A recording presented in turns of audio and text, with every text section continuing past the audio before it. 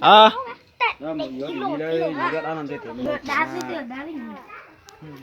Tụi nó đã chạy đâu tụi nó. Ya tôi em nhỏ, ya tôi to. Phải có tiền mà đã tao rồi phải không? Thời gian chắc có tiền luôn không thầy? Chẳng đúng của tôi hồ. Ya xếp tiền ở đá nè. Tiếp họ, tao cũng tao hồ nó làm sao liếc. Sáng tầm tôi nó xếp. Xin tôi bây giờ. Tụi nó tọt téo tụi nó. Ôi nó không sao mà chịu bùa. Sao là chịu bùa? Nó sao tao bùa? Nó sao tao? Không có thích tờ. Anh có thiếu cho nó mấy tụi trò chèo đó cho nó nè. Tí luôn nó. Trong cái tuần là bây giờ. Đấy tụi trò chèo. Ta tụi nó tụi sao lại? Ôi ôi. Ôi ôi ôi.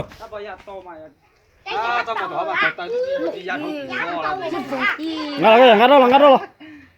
Bây giờ cái đấy để Như trong cái nó là tao đi được mà. Ô, lọt tí ơi, cho nó ít tụi trò chèo nè. tôi con rồi à. Tôi con rồi à. Cô rồi nè. Biết tụi nó đó. Có gì cũng kiểu vô. Trong đấy kỹ họ. Cái nào sang giúp cô. Và này mà tao sốt tông mà. Tao sốt tông mà. Dạ lên. Nè chú trong coi là xa là vậy. Ôi, sai tụi. Con ơi. Tôi đã là Tụi nó mà gì tiếp hỏng đang có nó cấp chạy có chấp theo số nó to tia to số ua đã chỉ tụi đi. Hành tiền tụt lăng nó cho nó cho đã chạy cứ lột tạc cơ.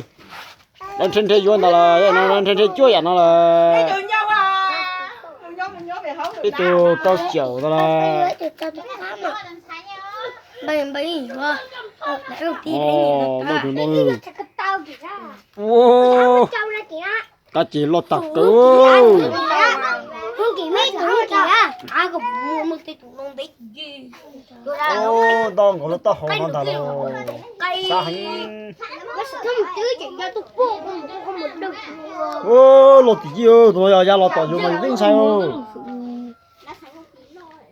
chứ còn muốn ta cho đó tụi một cây lúc còn một sụp lột tạc cái tụi nó đã trong nó trong đây trong đu vào luôn nó xếp à